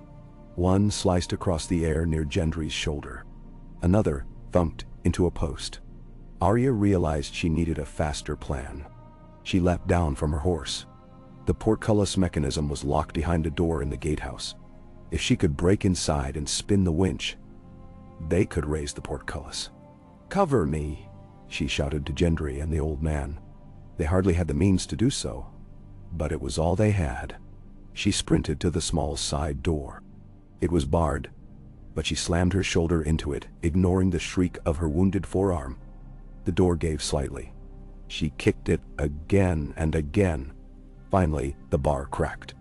She fell inside, stumbling onto a narrow landing with a winding staircase. Up above, she heard men cursing. She dashed up 2 steps at a time. A guard appeared at the top, sword raised. She slid beneath his slash, cut him at the knee, and he toppled with a cry. She gained the top, saw the massive wooden winch that controlled the portcullis. Another guard stood beside it, trying to turn the wheel to keep it locked. She lunged, hooking an arm around his neck, driving her dagger into his side. He collapsed. She grabbed the winch handle and spun with all her might. The mechanism groaned. Chains rattled. Slowly, the portcullis rose. She heard Gendry shout, saw him urge his horse through the opening. The old man followed. Arrows rained from the ramparts, but they clattered off stone or missed wide in the confusion. Arya took one last look at the guard on the floor. He was coughing blood. She ended his suffering with a swift stab, then rushed down the stairs, ignoring the burning in her lungs. She mounted her horse outside the gate. Gendry and the old man waited, leaning low over their horses' necks. They galloped together out of the Red Keep's shadow, heading into the slumbering city's narrower streets. Behind them, horns and shouts rose. The night air sang with the possibility of pursuit. But with every turning, every swerve down a poorly lit alley, they vanished deeper into King's Landing's bowels. Men on foot could not keep up with 3 mounted fugitives weaving through cramped byways. It felt like hours of riding blind in the darkness. But eventually they found themselves at a tumble-down gate that led out of the city walls near the Dragon Pit. The gatehouse there was lightly guarded, as though the city watch hadn't yet realized the infiltration was so close to them. Arya spurred her horse forward, and before the watchman on the gate could react, they barreled through, knocking one aside. Another watchman tried to raise a crossbow, but their horses were already past. Shouts followed, but the night swallowed them, and soon the trio was outside the city. The narrow roads beyond twisted into farmland and rolling hills. At some point, they veered onto a lesser-used path, slowing the horses to a canter. Gendry clung to his saddle, looking barely conscious now that the adrenaline had worn off. Arya pulled up beneath a stand of trees, dismounted, and helped him down. The old man halted as well, doubling over, sucking in air. Arya took a moment to tear strips of fabric from her cloak, binding Gendry's wounds more securely. She pressed a hand to his cheek, relieved he was still conscious and breathing. He met her gaze with tired gratitude. "You did it," he whispered. She dipped her head. "We're not free yet. Soldiers might come." But for the moment, they were away from the immediate danger. She looked at the old man. "You can go your own way now," she said softly. "It's safer if we split." He nodded, though she saw fear in his eyes. He gave a half-bow, mumbled thanks, then urged his horse into a shaky trot along a path that sloped east toward the Blackwater. Whether he would survive on his own, she didn't know. But it was his choice. She had given him a chance at freedom. She turned back to Gendry, supporting him. "We have to keep moving. Can you ride?" "I'll try," he managed. "We can find somewhere safe. Maybe near the Roserat or even the Wendwater. I know a blacksmith there who might hide us." Arya glanced at the city behind them, its walls lit with torches. She could sense the swirl of chaos. Now was the best chance to strike at Cersei, but Gendry needed help. Still, if she let Cersei live, would she not come after them with renewed vengeance? The night felt thick with unmade decisions. She inhaled, feeling the weight of her vow pressing like a stone on her heart. But Gendry's safety stood first. She'd made that choice already, choosing rescue over immediate revenge. Perhaps there would be another moment to cross Cersei's name from the list. For now, the city had turned into a hornet's nest. Coming after the queen in the midst of that chaos was suicide.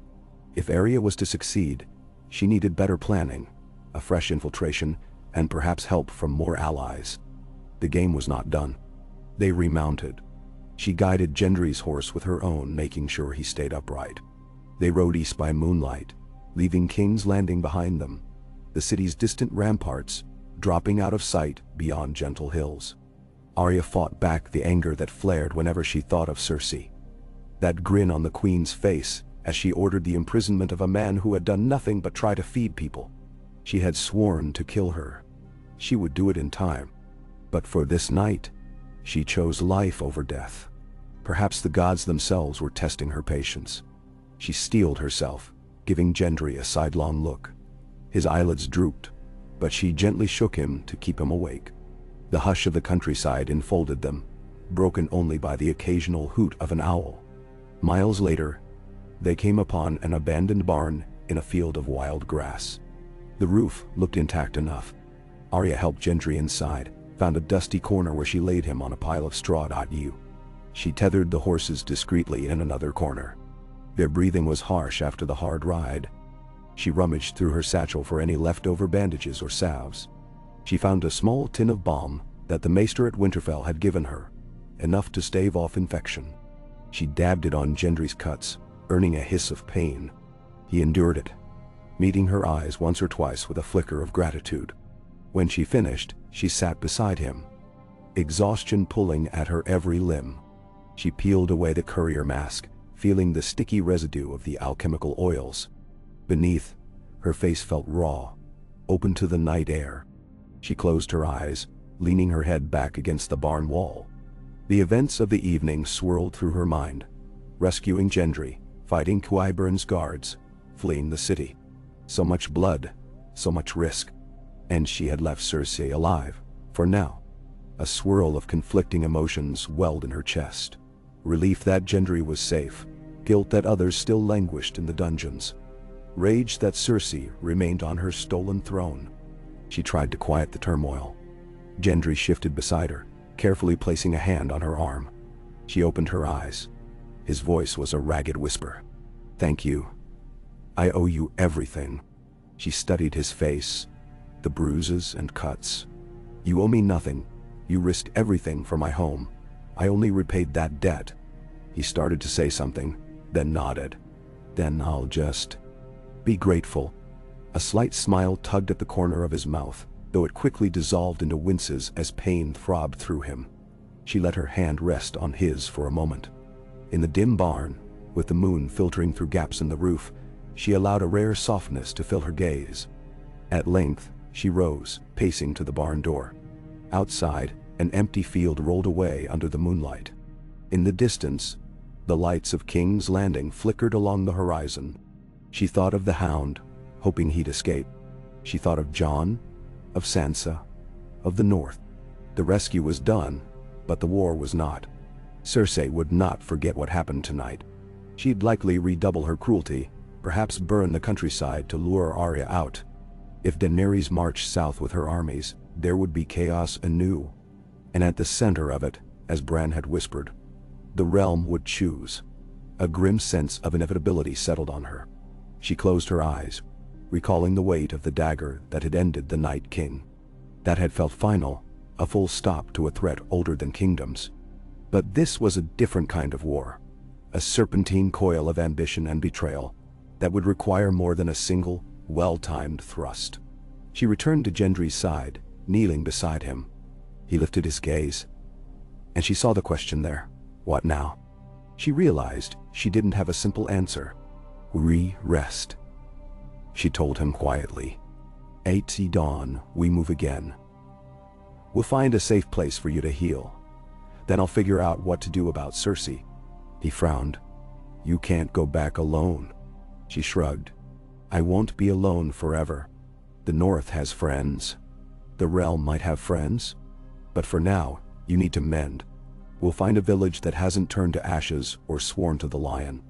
Maybe we'll find allies. Then," she trailed off, eyes glinting in the moonlight, "then I pay my debts."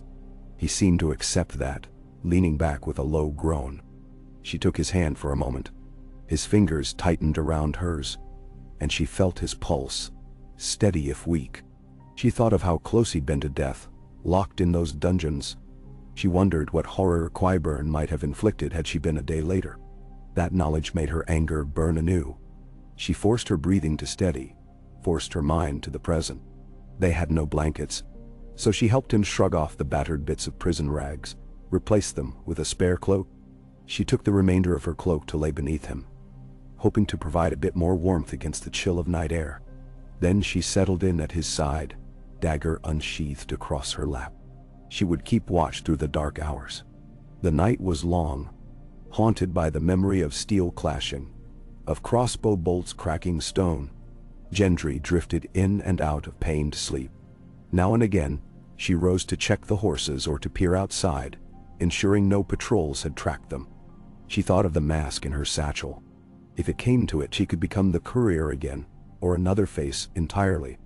But this time she didn't feel the same comfort in that thought. The world already knew who Arya Stark was. Perhaps it was time she stood openly, not hidden behind borrowed skin. By the time a pale dawn broke, gilding the horizon with grayish light. Gendry's fever seemed to have lessened. He managed a few steps around the barn, though he wobbled with each footfall. Arya found a small rain barrel outside to refill water skins. She gave him a drink, then helped him back onto his horse. She climbed onto the black gelding, wincing at the soreness in her own limbs. The wound on her forearm throbbed angrily, but she pressed a wad of cloth to it, tying it off as best she could with one hand. They set off slowly, avoiding the main roads. She kept her senses sharp for any sign of pursuit. Once, she spied a dust cloud on a distant ridge that might have been riders, but they did not approach. By mid-morning, they found a shallow stream. The air smelled of dew and early spring blossoms. They dismounted. Gendry bathed his face and shoulders, washing away some of the dungeon grime. Arya cleaned her wound carefully, biting down on her lip at the sting. She used her last scrap of salve. Gendry frowned at her arm, clearly worried.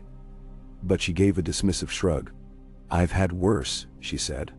They followed the stream east, letting the horses walk in the water to hide their tracks. The day grew warm, the sun casting gentle rays that seemed at odds with the trouble behind them. Around midday, Gendry's horse stumbled, nearly throwing him. Arya realized he was at the limits of endurance, half dizzy from dehydration and wounds. She reined in, helping him dismount. They found a small clearing by an old willow tree. She decided they would rest there, at least for a few hours. A rickety fence suggested it might once have been part of a farm, but no one remained. A battered wooden cart rotted nearby, overgrown with weeds. She helped Gendry sit against the willow's trunk. He winced as he lowered himself. She took a moment to gather wild herbs, remembering a few lessons from her time traveling with the Brotherhood without banners. There was a plant with broad leaves that could help quell infection when chewed and applied as a poultice. She found a patch, tested a leaf between her fingers for the bitter smell. She returned to Gendry, chewed it quickly, ignoring the acrid taste, then pressed it against his worst wounds, binding it with a strip of cloth. He grimaced but endured. She did the same for her own arm, hoping to stave off fever. The sticky sap might not fully replace a maester's care, but it was better than nothing. They spoke little for a time, each locked in their own thoughts. After a while, Gendry asked, "What will you do, truly?" She hesitated, picking at a leaf. He continued, voice subdued, "You saved me. But if Cersei remains, she'll tear the realm apart. She'll come for Winterfell next, or anywhere that stands in her path." Arya nodded, a haunted look passing through her eyes. "I know. I need allies, or at least resources. My sister can lead the north, but Sansa won't take an army down south without cause. She's too smart to get drawn into a war of Cersei's choosing. Jon has Daenerys, but her claim on the throne complicates everything." She sighed, leaning her head back against the willow. "Bran warned me. The realm chooses, or so he says. I never asked to be chosen. But if it means finishing Cersei once and for all, I might have no choice." Gendry eyed her, something like understanding in his gaze. "If you challenge Cersei, you'll need the Stormlands. I'm the last Baratheon." He said it with a trace of bitter irony, though that name might be worthless now. "She's declared me a traitor, stripped any claim I had. But there are lords in the Stormlands who hate the Lannisters, who remember Robert fondly. If we can reach them, we might rally a force." Arya studied him. "That's your plan?" He shrugged, wincing at the pain in his shoulder. "I'd rather hammer horseshoes, truth be told. But if the only way to keep you safe is to overthrow Cersei, I'll do it. My father might have been a drunken oaf, but the Stormlands are proud. They don't forgive easily." "Nemesis." She let that sink in. She recalled the times Gendry had told her he never wanted to be a lord. Yet here they were, both forced to consider roles bigger than themselves because war demanded it. For a moment, she thought of a simpler life. Then she shook it off. That wasn't what the gods had dealt them. They spent the rest of the day in watchful rest, nibbling on dried rations Arya had in her satchel. She used a bit of the local vegetation to brew a weak tea in a small tin cup, hoping it would soothe Gendry's aches. By evening, he looked better, still pale, but capable of travel. Arya's arm felt stiff, but she ignored it. They mounted and continued east, guided by the dim glow of twilight. The plan was to reach a half-forgotten trail that led to certain small hamlets not fully under Lannister control. They would find shelter, gather information, and see if the Stormlands might be open to Gendry's presence. If nothing else, Arya wanted to keep him hidden until he healed. They traveled through the night, forging through fields and groves. A few times they skirted distant farmland lights, hearing the bark of dogs. She'd hush Gendry, and they'd ride on. The land grew hillier as they angled southeast, the streams more frequent. Spring had awakened the frogs and insects, turning the nights into a chorus of chirps and croaks. The sound was strangely comforting, reminding Arya of the simpler times in the Riverlands, traveling with Yoren, though that had hardly been pleasant. Still, a memory of childhood and wandering felt like a reprieve from grand battles. By dawn, they spotted the ragged outlines of a small settlement. Smoke rose from a couple of chimneys, but no banners flew. A rotting wooden sign near the road named it Missile Vale, though the letters were half missing. They entered cautiously, noticing the sparse collection of huts. Not many people stirred, but from an open window came the smell of porridge. Arya approached the door, hearing a woman's humming inside. She tried to decide whether to knock. Just then, the door swung open. A middle-aged woman with hair bound in a kerchief gasped at the sight of two worn strangers, one clearly wounded. She clutched a ladle like a weapon. Arya quickly raised her empty hands. "We mean no harm. My friend is hurt. We have coin if you can spare some food or a place to rest." The woman eyed them suspiciously. Then she looked at Gendry's battered form and the bloodied bandages. Her expression softened a fraction. She gestured them in. The single-room hut was cramped, a small hearth in the center. A younger boy peeked from behind a tattered curtain, eyes wide. The woman ladled out thin porridge into rough bowls, handing them over without a word. Arya and Gendry murmured thanks. The warmth of the food settled in their bellies, though the taste was bland. The woman asked who they were, her tone still wary. Arya lied by omission, saying only that they were travelers robbed by bandits. Gendry's injuries, she said, were from the scuffle. The woman nodded slowly, not pressing for more detail. Perhaps she'd seen enough refugees from the wars to accept any story. She allowed them to rest in a corner on some straw, though she warned she couldn't shelter them long. Lannister patrols sometimes rode through, demanding taxes or levies. Arya thanked her, offering 2 silver stags. The woman looked startled, then quickly pocketed the coins. They dozed through midday. The boy stared at them from across the room, curious. At some point, he poked at Arya's satchel, intrigued by the mask inside. She gently took it from him, shaking her head. He recoiled, half in fright, half in fascination. She tucked it away, remembering how forbidden these faces were outside the house of black and white. By late afternoon, the woman roused them. "You best move on before sundown," she said curtly.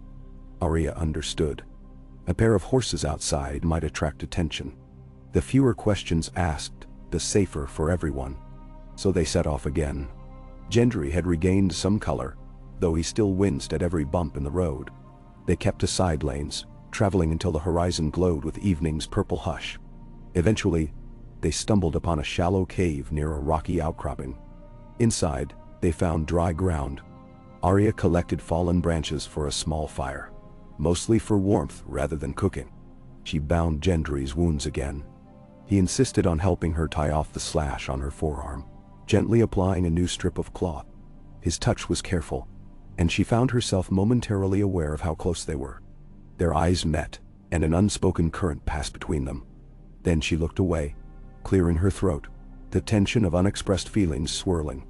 She told him quietly about her infiltration, how she had donned the courier's face, how the hound caused a distraction, how close she came to losing him in Qyburn's dungeon. He listened intently, occasionally smiling at her daring. He told her about his capture, how the Lannister fleet had blocked his ships, how Euron's men had boarded and discovered the cargo intended for Winterfell, how they dragged him in chains to the Red Keep. Arya's fists clenched as he described how Qyburn wanted to test his Baratheon blood, though Gendry wasn't entirely sure what that meant. She suspected some dark ritual or twisted experiment. Every detail reaffirmed her desire to see Cersei undone. "We can't do it alone," she repeated, more to herself than to him. "Jon has Daenerys, but trusting her has its own pitfalls. The Stormlands are loyal to no one at the moment. Not truly. Cersei claims them, but if we can show them you're alive." She trailed off. He nodded, gaze far away. "They might rally, or they might not. War has battered them too, but it's a start." He sighed. "In truth, I have no appetite for crowns or lordship, but I won't let Cersei kill my people." She understood. She was no different regarding the Iron Throne. She pictured the seat of spikes and edges that had tormented so many for so long. She had never dreamed of wearing a crown. And yet, forces were pulling her inexorably toward it, or at least toward the fight for it. The memory of Bran's eyes unsettled her. Did he see a future where she wore it? The notion felt suffocating. But perhaps to kill Cersei, she would need to challenge her claim to stand in the realm's center rather than in its shadows. She steeled herself, letting the night wind swirl around the cave entrance, stirring the flames of their small fire. They spent another day riding steadily eastward, the countryside growing more wooded. They took care to avoid main roads, crossing streams at shallow fords. In one grove, they stumbled upon the remains of a pitched camp. Judging by the footprints and ashes, perhaps 10 men had camped there not long ago. Arya worried they might be Lannister scouts. She pressed them to continue, keeping watch on the ridges. No one pursued them openly. By the time they reached the outskirts of the Stormland's southwestern corner, Gendry could ride more easily, though he still needed frequent rests. The nights grew warmer, the wind carrying the brine scent of the narrow sea. Arya realized they were nearing the coastal areas. The Stormlands were known for their fierce weather, but the season was gentle for the moment. They began passing farmland with fewer scars of war. Perhaps because Cersei had not pressed the region so heavily yet, or the local lords had formed pockets of resistance. One evening, they sighted a small castle perched on a cliff overlooking the sea. Its banner, tattered though it was, bore a stag's head device, signifying some lesser branch sworn to House Baratheon. Arya and Gendry observed from a distance, uncertain if they'd find friend or foe. Gendry decided they might risk approaching at night to seek shelter. He recalled some smaller houses that had once supported Robert. Maybe these folk would still honor the memory of the Baratheon name. They rode up the winding cliff road, under cover of darkness. The castle was modest, 2 towers, a curtain wall, a gate that appeared in need of repairs. No guards challenged them at first, so Arya boldly called out at the gate for an audience with the master of the keep. A few moments later, a lantern gleamed from above. A voice demanded their names. Gendry hesitated, then spoke. "I'm Gendry, once of House Baratheon. I seek the hospitality of whoever holds this place." The gate watchers murmured among themselves. Finally, the gates creaked open. A cluster of men in patched leather jerkins stood inside, all armed with spears or swords. They eyed Arya and Gendry with suspicion. One man stepped forward, a tall, lean fellow with streaks of gray in his beard. "I am Sir Arlen Stormbrook," he said. "This is Selwyn Crag Hall." "You claim to be Baratheon." Gendry braced himself. "Robert was my father. Stannis made me Lord of Storm's End once, before the wars. Cersei's men took that from me, but she has no right." Sir Arlen's gaze flicked to Gendry's battered frame, the weary set of Arya's shoulders. "Prove it," he said. "Show me some sign." Gendry chewed his lip. He had no documents, no seal. He only had the memory of Robert's hammer. Then he recalled the staghead helm he had forged in King's Landing years ago. But that was long gone. "I have no proof but my blood," he finally said. "I forged weapons for House Stark. I fought against the dead at Winterfell. Ask around if you can find a raven to send. They'll tell you who I am. Until then, all I have is my word." Answer. Arya stepped forward, ignoring how the men tensed. She lifted her head with a quiet pride. "He speaks true.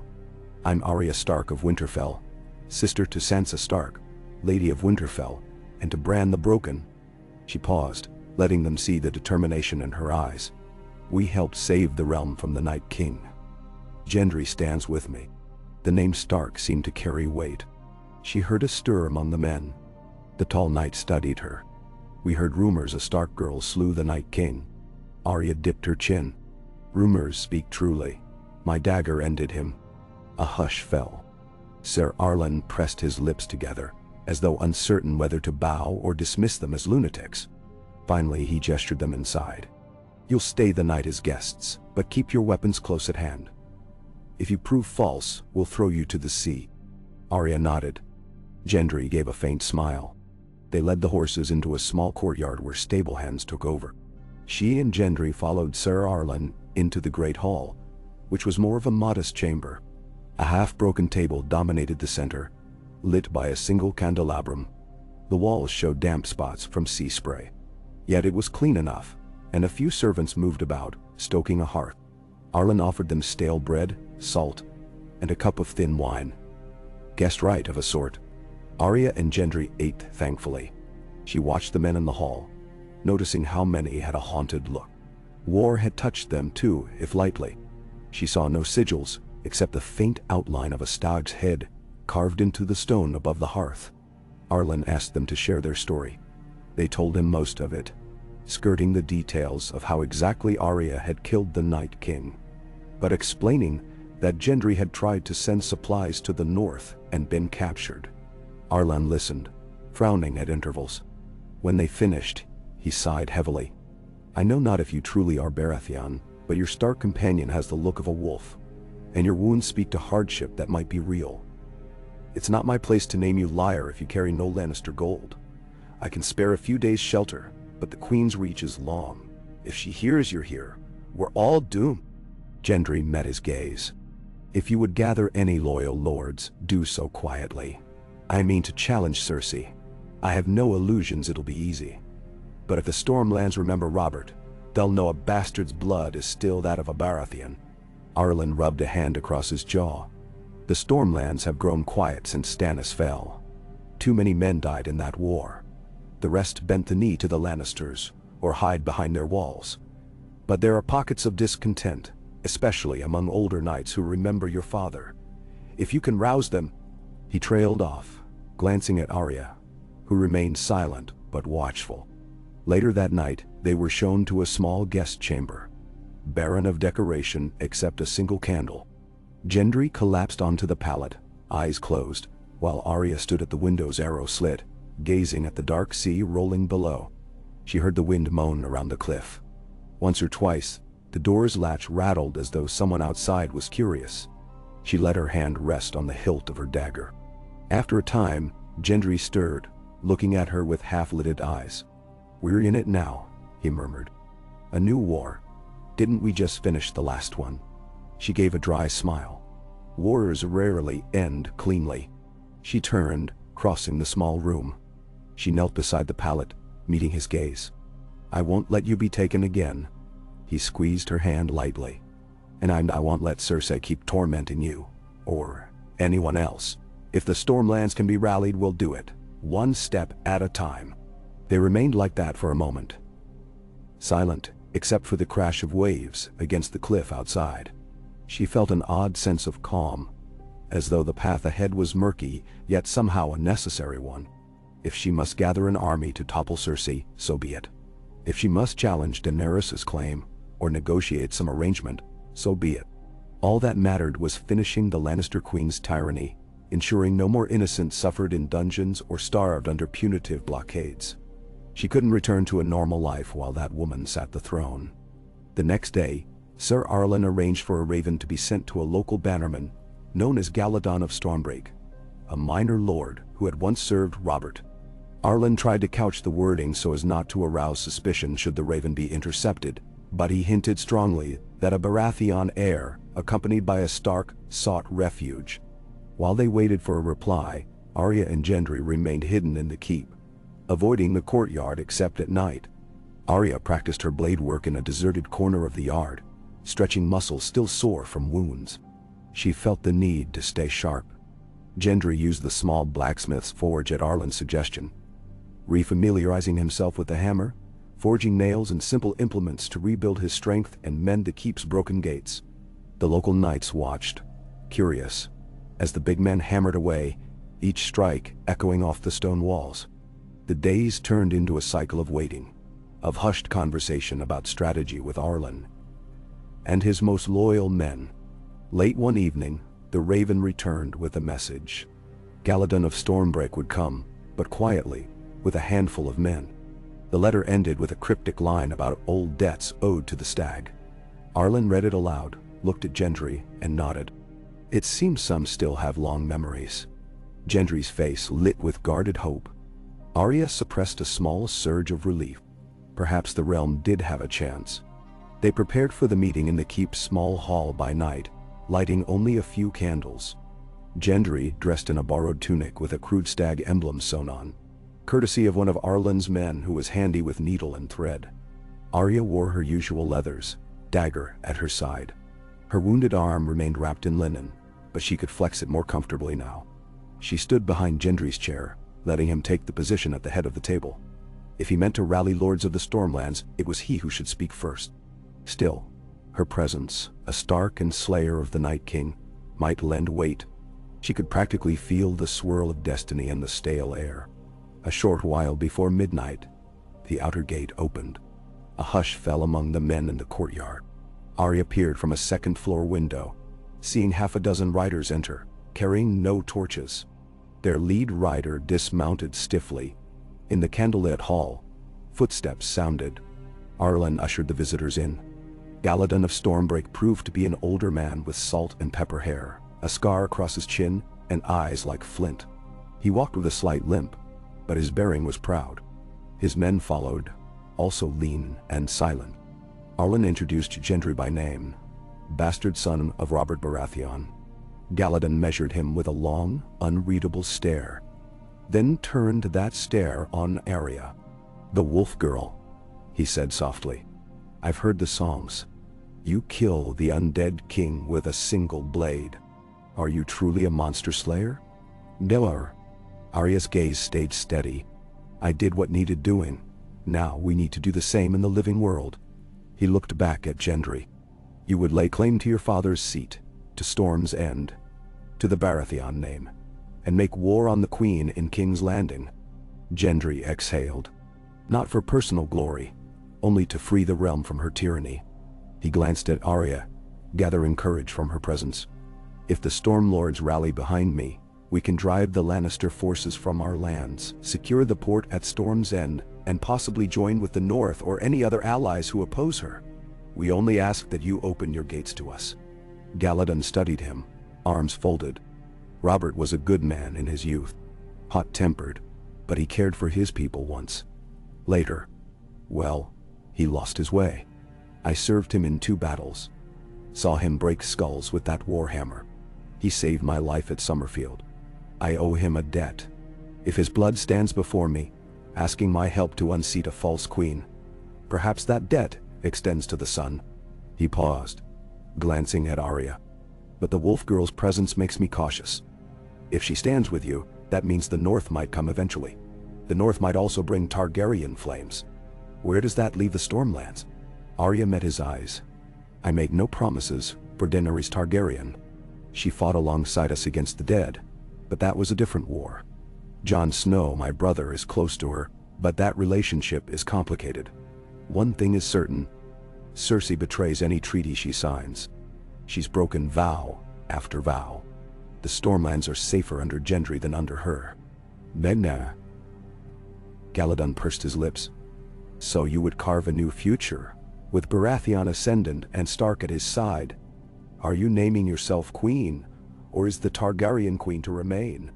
The question hung heavy. Gendry glanced at Arya, uncertain. She let silence stretch a moment. "I want no crown for myself," she said quietly, though the memory of Bran's words itched at her mind. "But if Daenerys proves unfit, or if Jon does not press his own claim, I will do what the realm needs to rid it of Cersei. That's all I'll say." Her words seemed to spark a glimmer of respect in Galladon's flinty eyes. At length he inclined his head.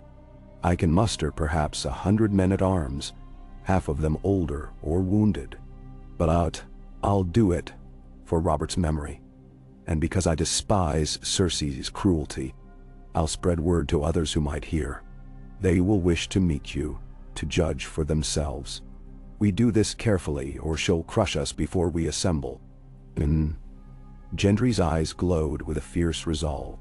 Then let's start, one step at a time. We can fortify Storm's End, gather recruits, send ravens in secret to any Stormlords still loyal. If the North sees we have a foothold, perhaps they'll send support. Or at least, we can hold out until an alliance forms. Galladon nodded. It won't be easy. Storm's End is not an open door. The Castellan who holds it bent the knee to Cersei. But with cunning, we might claim it from within. We best plan quickly. So, it was decided. A small war council formed around the battered table. Arlen, Galladon, Gendry, and Arya leaned over scraps of parchment, whispering in the candlelight. They mapped roads, considered supply lines, speculated about which lords might answer the call. Some names were dismissed as hopelessly wedded to Lannister coin. Others might be swayed by the memory of Robert's rebellion or the glimpses of a living Baratheon heir. The plan took shape. Slip into Storm's End under cover of darkness, gather any supportive knights within, and overthrow the Castellan. Then raise the stag banner high. Meanwhile, lords like Galladon would rally troops from outlying lands. Once Storm's End was secure, they would send ravens to the north and to any loyal factions in the Reach or the Vale. The risk was immense. Cersei would not stand idle if Storm's End rose in rebellion. She would send an army, or Euron's fleet, or some cunning ploy from Qyburn's twisted mind. But they had no other choice if they wanted to carve a path toward the capital. And time was pressing. With every day, Cersei strengthened her hold, or so they suspected. News from the city was scarce since Arya had fled with Gendry. After the council, Arya stood out on the keep's cliffside parapet, letting the ocean wind lash her hair. Below, moonlight danced on dark waves. She heard the hush of the tide. She thought of how she might slip into Storm's End, climbing the walls, using the same infiltration approach she had used at the Red Keep. Her skill at stealth was their edge. Gendry, for his part, would rally whatever loyal men were inside. She felt the old thrill of a high-risk operation, yet beneath it lay the sense that everything was building to a final confrontation with the woman on the Iron Throne. Arya's mind flicked to the possibility of Daenerys hearing about a Baratheon rally. Would she see it as a threat to her own claim? Jon might intervene. She could almost hear his voice urging caution, reminding her they had bigger foes. Yet the biggest foe was within the city. Footsteps approached behind her. Gendry's voice came softly. "You've hardly rested in days." She glanced over her shoulder. He joined her at the parapet, leaning with a wince. His eyes reflected the moonlight, searching her face. "I wanted to make sure you're all right." She let out a breath. "Just thinking. We're about to start a rebellion, or at least help shape one. It's not a path I expected. Yet I can't see another." "Mayamaneseru." He nodded, gaze drifting over the sea. "I never thought I'd be in a position to rally lords either. But you made me see there's no running from this, not while Cersei's alive." He turned to her, a flicker of warmth in his eyes. "I'm here because of you, because you believed I was worth saving. Let me do the same for you. If you get in trouble, if the realm tries to force a crown on you, remember I'm by your side. We'll figure it out together." And the sincerity in his tone warmed her more than the wind's chill could sap away. She gave a nod, lips curving in a small, genuine smile. "All right, Gendry Baratheon. Let's see if we can overthrow a queen." In the days that followed, they laid their plans meticulously, sending discreet messages to men within Storm's End believed to be loyal to the Baratheon name. Not all would be allies, and no one knew who might have turned coat. Yet, they had a few contacts who claimed to serve the old castle's staff. Arlen prepared a wagon of supplies for the infiltration, forging official passes stolen from Lannister couriers. Arya read the forging carefully, making sure the seal looked convincing. They planned to arrive at Storm's End just before sunrise, pretending to deliver urgent goods from King's Landing. Arya would be disguised as a stooped driver in rough-spun clothes, face dirtied, while Gendry, concealed in the back, would slip out once they were inside. Galladon's small retinue would approach from another direction, ready to storm the gates at a signal. The risk of betrayal was high, but necessity demanded bold moves. During this time, Arya stole moments to train in the keep's courtyard or to walk the seashore below the cliffs. She tried to quell the restless energy inside her, the same that had driven her north to face the Night King. Gendry spent hours at the forge, forging new arrowheads for the upcoming fight, each clang a testament to his steady recovery. The local knights began quietly calling him Lord Gendry, though he always looked uncomfortable at the title. Arya teased him about it once, but her teasing was gentle, more an acknowledgement of the burdens they shared. On the eve of their departure, Sir Arlen arranged a small feast of salt fish and boiled potatoes in the keep's hall. It was meager, but heartfelt. Soldiers, stable hands, and a few peasants gathered. The tension of impending battle gave their conversation a forced cheer. Galladon's men arrived late in the evening, carrying news that the roads were clear. Their combined force would be fewer than 50 men for the initial infiltration. The rest would wait for word that Storm's End was ours. That was how they phrased it, ours. Arya felt a pang, remembering how the North had also said the same about Winterfell. The sense of belonging was a double-edged comfort. She had learned belonging made you vulnerable, but it also gave you a reason to fight. Night deepened. The hall's lanterns burned low. One by one, men retired. Arya found herself sitting by the hearth, the coals glowing red. She stared into them, imagining the shape of the world tomorrow, or next week, or next month. The swirl of prophecy, the realm choosing, it all hovered just out of reach. Soft footsteps approached. She glanced up to see Gendry, his hair still damp from the forge's sweat, standing there with a thoughtful expression. "I'm heading to bed," he said quietly. "We ride before dawn." She nodded, half lost in thought. He hesitated. "You should sleep too." She rose. They walked together from the hall, the corridor lit by a single torch bracket. She noticed how his limp had lessened, how his bruises had faded. They reached the branching corridor where their rooms lay. She paused, turning to him. "We might not come back," she said softly, her voice almost lost in the hush of stone walls. He reached out, gently resting a calloused hand against her uninjured arm. "We will. We have to." His eyes held an unspoken promise. For a moment, the unspoken tension between them hovered like a tangible thing. Then she nodded, stepping back, letting her breath steady. They parted, each going to their chamber to catch what little rest they could. Tomorrow, they would ride for Storm's End, risking everything in a single bold gambit. And if they succeeded, the realm would hear the stag roar once more. Arya lay on her pallet, drifting between half-dreams of swirling storms, the distant memory of the Night King's cold eyes, and the flash of Cersei's hateful gaze. She recalled Bran's cryptic words echoing like ravens in her mind. "The realm will choose." She wondered if that meant the realm would choose her, or Gendry, or someone else entirely. She had only one certainty. She was not done fighting. Not until the name Cersei Lannister lay as silent as the rest on her list. When the keep's roosters crowed, she rose without hesitation, buckled on her leathers, strapped needle to her hip, and pulled the courier's face once more from her pouch.